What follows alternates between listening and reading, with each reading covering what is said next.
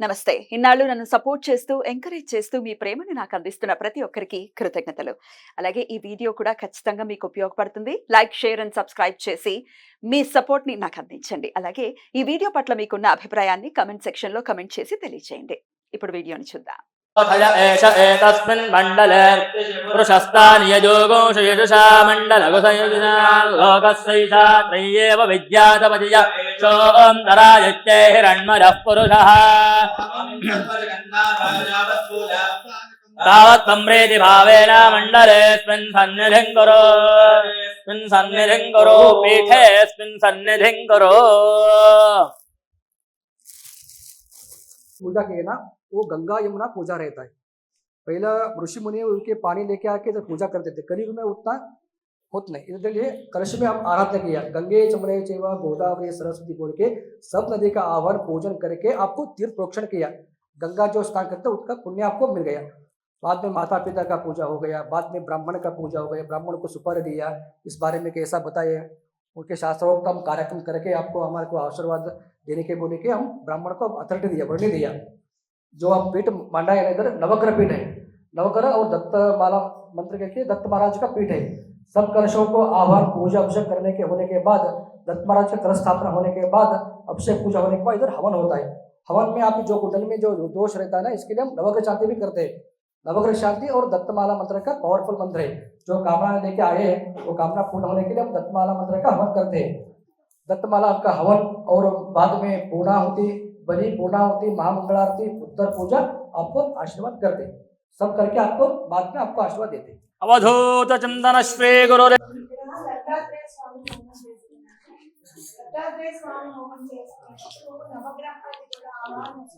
తీరదా ఇది అవుతుందేమో అవ్వదో, అబ్బా మనమేం కట్టుకుంటాం లేన్లు, అబ్బా మనకు అంత అదృష్టం కూడానా ఇంటికి వస్తాయి ఆ సంబంధాలు, ఇలాంటివన్నీ మనం మాట్లాడుకుంటుంటాం కోరిక అన్నప్పుడు.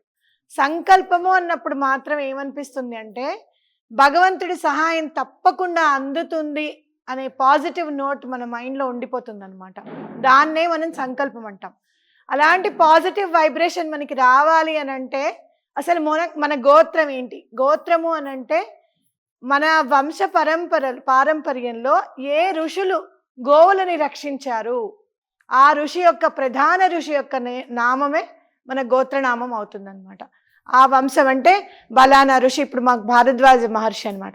భారద్వాజ ఋషి మా గోవు సంపదని కాపాడారు, మా వంశం యొక్క గోవు సంపదని కాపాడుకుంటూ వచ్చారు అని చెప్తారు. అలా మనం గోత్రనామం అనేది మనకు ఉంటుంది. సో అలా మేము గోవులను రక్షించాం కాబట్టి, ఆ వంశం నుంచి వచ్చాం కాబట్టి మేము ఈ సంకల్పం చేసుకోవడానికి అర్హులం స్వామి అని చెప్పి స్వామికి చెప్తూ, భగవంతుడికి చెప్తూ మన నామాలు చెప్పుకుంటాం అనమాట. అలా గోత్రం చెప్పుకున్నప్పుడు సంకల్పం బలపడుతుంది. బలపడి మనకి మన నెరవేరడానికి సంకల్పం కార్యసిద్ధి, కార్యరూపం అవడానికి మనకి ప్రేరేపితం అవుతుంది. అలానే మనం సంకల్పం తీసుకున్నప్పుడు కూడా ప్రోక్షణ ఒకటి చేసుకున్నాం అంటే ఇటు మానసికంగా కానివ్వండి, లేకపోతే శారీరకంగా కానివ్వండి తప్పులు చేస్తూ ఉంటాం. ప్రధానంగా పూజ చేసుకున్నప్పుడు ఒక్కొక్కసారి ఓన్లీ బాడీ ప్రెజెంట్ ఉంటుంది, మైండ్ యాబ్సెంట్ ఉంటుంది. ఎక్కడో అయ్యో మా అమ్మాయిని పాలు ఫ్రిడ్జ్లో పెట్టమన్నాను, పెట్టిందో లేదో పాపం, ఈ పని చేయమన్నాను, వంట చేసుకుంటున్నారు, గ్యాస్ సరిగా ఆపారో లేదో, ఇవన్నీ టెన్షన్స్ ఉంటాయి అన్నమాట మనకి.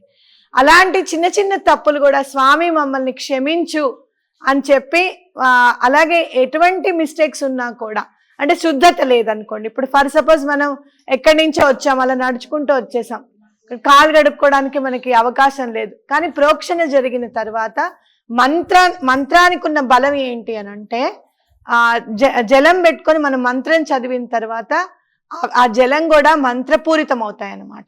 ఆ మంత్రపూరితం అయినప్పుడు అవి మన తల మీద పడంగానే 2-3 చినుకులు పడేసరికి అలర్ట్ అయిపోతాం మనం, అవునా?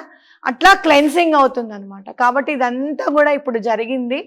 మనం ఇప్పుడు హోమం చేసే ముందు ఆవాహన చేయడానికి, నవగ్రహాలని ఆవాహన చేయడానికి, అలాగే నవగ్రహాలు వచ్చినప్పుడు, ఇప్పుడు చాలా మంది, ఇప్పుడు మన సీఎం వచ్చారనుకోండి, పిఎం వచ్చారనుకోండి, కాన్వాయ్ ముందు వెళ్తూ ఉంటుందన్నమాట, వెనకాల సీఎం ఉంటారు. అట్లానే దత్తాత్రేయ స్వామి కానీ ఎవరైనా దేవుడు కానీ వచ్చే ముందు నవగ్రహాలని పిలవడం అనేది చాలా ఇంపార్టెంట్ అన్నమాట. ఎందుకు అని అంటే మన సృష్టి స్థితి లయాలకు అన్నిటికీ కూడా మూల కారణమైనవి గ్రహాలు. ఈవెన్ మన జాతక చక్రంలో కూడా గ్రహాలు చాలా ఇంపార్టెంట్ చేస్తాయి కాబట్టి, రోల్ ప్లే చేస్తాయి కాబట్టి, అలా ఏవైనా జాతక దోషాలు ఉంటే కూడా అవన్నీ కూడా క్లియర్ అవ్వడానికి మనం నవగ్రహాలని స్థాపన చేసుకుంటాం. అలాగే స్వామిని ఆవాహన చేయడానికి ఇప్పుడు మనము కరెక్ట్గా మనకు ఒక అంటే ఏమంటారు, స్వామిని పిలిచి కూర్చోబెట్టడానికి మనకు ఒక అర్హత లభించింది. ఎందుకంటే మానసికంగా క్లెన్స్ అయ్యాము, బలానా గోత్రానికి సంబంధించిన వాళ్ళమండి అని చెప్పుకున్నాము. అలాగే అన్నిటికంటే ముఖ్యమైనది సంకల్ప బలం అనేది పాజిటివ్ నోట్ మనకి ఏర్పడింది. కాబట్టి మనం స్వామిని ఇప్పుడు ఆవాహన చేసుకొని ఆయనకి డైరెక్ట్గా స్వామి రా భోంచెయ్యి అని మనం చెప్తూ ఉంటాము. చెప్పినప్పుడు లాస్ట్కి ప్రతిసారి ప్రతి మంత్రానికి స్వాహ అని చెప్పి అగ్నిభట్టారకుడు ద్వారా దత్తాత్రేయ స్వామికి మనం హవిస్సుని సమర్పిస్తున్నాం అన్నమాట. దేవతలకి డైరెక్ట్గా పిలిచి మనం అన్నం పెట్టలేం. ఎలా పెట్టాలి మరి వాళ్ళకి అని అంటే, మనకున్న ఒకే ఒక్క మాధ్యమము అగ్నిభట్టారకుడు.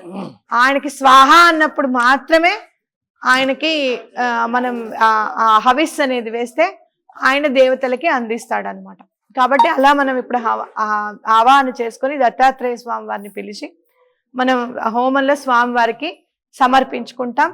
అలాగే చాలా మంది లాస్ట్ మినిట్లో ఏదైతే హోమజ్వాల వస్తుందో తప్పకుండా ఫొటోస్ తీసుకోండి.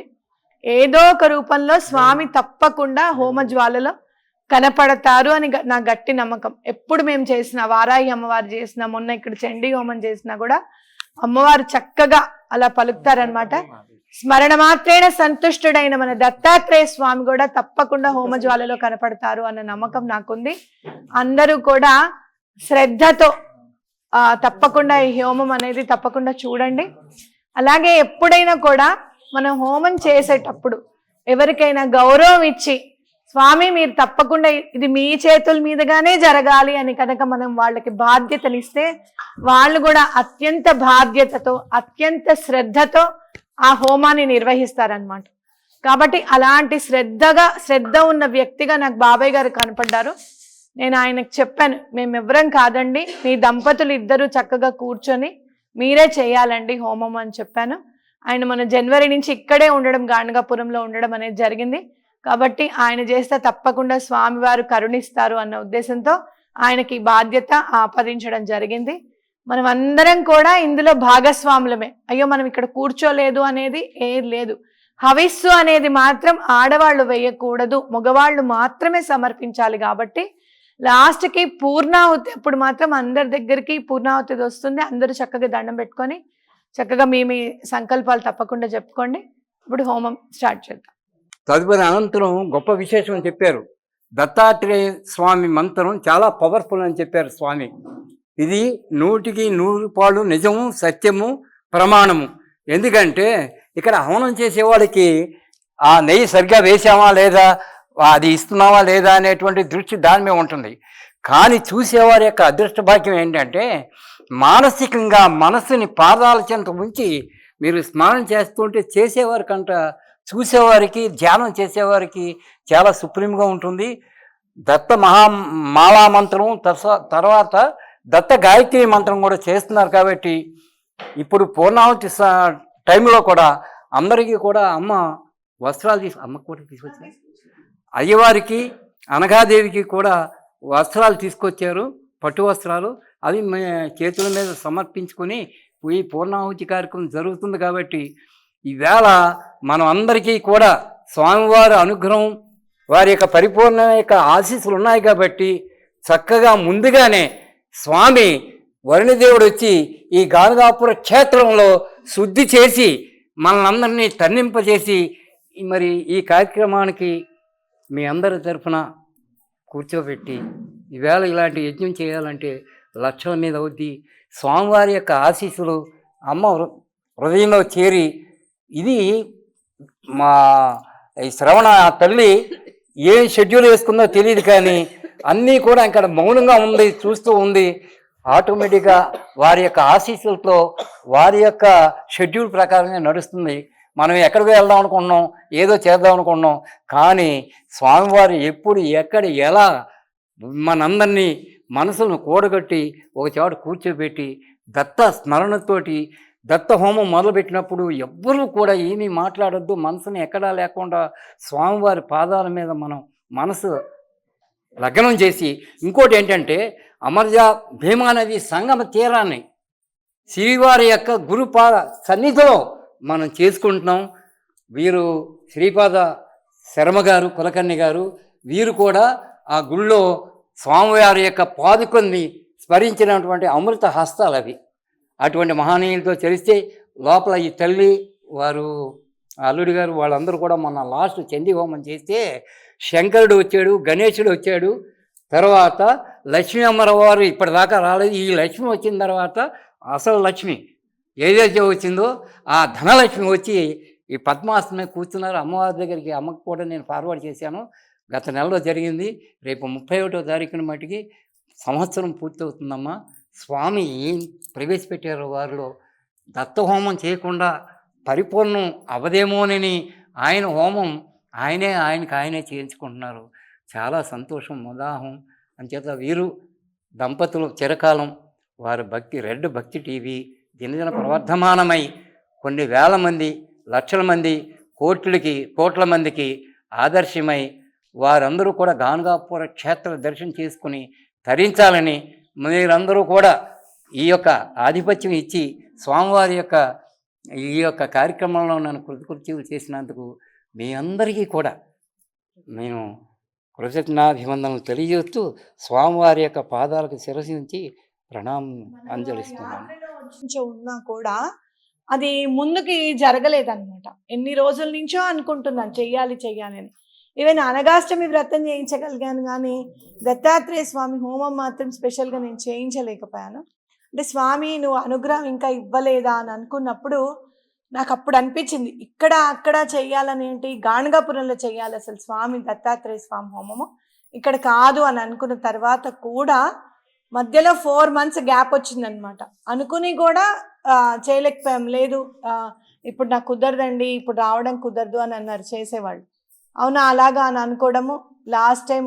లాస్ట్ మంత్ పద్మిని అక్క మీరు వేయండి అక్క ట్రిప్, తప్పకుండా మీరు వేస్తే బాగుంటుంది అని తను చెప్పడం.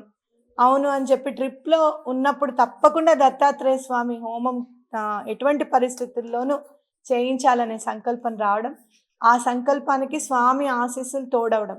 అంటే ఏంటంటే ఇక్కడ ఉన్న ప్రతి ఒక్కళ్ళ ప్రెజెన్స్ నీడెడ్ అనమాట ఆ స్వామి హోమం జరగడానికి. కాబట్టి ఆ స్వామి హోమం చేయాలనే సంకల్పం, అది యాత్ర చేయాలనే సంకల్పం కూడా యాడ్ అయ్యి మీ అందరూ ఇవాళ ఇక్కడ ఉండడం జరిగింది. తప్పకుండా దత్తాత్రేయ స్వామి మంత్రం చెప్తూ ఉంటారు, తప్పకుండా వీలైతే కనుక మీరు కూడా స్మరించండి. లేదు అనుకుంటే కనుక దిగంబర అనన్నా అనుకుంటూ ఉండండి. మనకి శ్రీ వాసుదేవానంద సరస్వతి గారు మనకిచ్చిన మంత్రం దిగంబర శ్రీపాద వల్లభ దిగంబర శ్రీ దత్తాత్రేయ దిగంబర, అలాగే నృసింహ సరస్వతి దిగంబర అని కూడా అనుకోవచ్చు. తప్పకుండా ఆ మంత్రం అనుకుంటూ మీరు ఉండండి. చక్కగా ఆద్యంతం ఇంకా దాని మీదే పెట్టండి దృష్టి. మనకి టైం అయిపోతుంది, మనకి భిక్షావందనం అయిపోతుంది, ఇవన్నీ ఏమొద్దు. భిక్షావందనం తప్పకుండా టైం టు టైం జరుగుతుంది. తప్పకుండా మనం ఆ టైంకి అందివ్వగలుగుతాం. స్వామి వచ్చి తీసుకుంటారు. ఇప్పుడు మీరు గమనించారో లేదో, ఒక 3-4 ముస్లిం ఆయన వచ్చారు. ఆయనకు మంత్రాలు వింటే ఇటు రావాలనిపించిందిట. అసలు ఏం జరుగుతోంది ఇక్కడ అని వచ్చి ఆయన ఈచ్ అండ్ ఎవ్రీథింగ్ అడిగారు. నేను లేచి అందుకే వెళ్ళాను. ఏంటి అని అంటే అప్పటికే ఆయనకి ఇన్ఫర్మేషన్ అంతా తీసుకున్నారు. ఏం జరుగుతోంది, ఎవరు వచ్చారు, ఇంతమంది ఎక్కడి నుంచి వచ్చారు, మీరందరూ రిలేటివ్సా లేకపోతే అంటే మేము అంతా ఎక్స్ప్లెయిన్ చేసుకుంటూ వచ్చారు. మా వారు ఇట్లా యాత్ర ఉంది, ఇట్లా రెట్టివి భక్తి నుంచి వచ్చారని. అంటే భగవంతుడే వచ్చాడు అని నా నమ్మకం అనమాట. అట్లా ఆయన రావాల్సిన అవసరం ఏముంది? ఎన్నో గుళ్ళల్లో ఎన్నో మంత్రాలు వినపడుతూ ఉంటాయి. ప్రత్యేకంగా ఇక్కడ వచ్చారు అని అంటే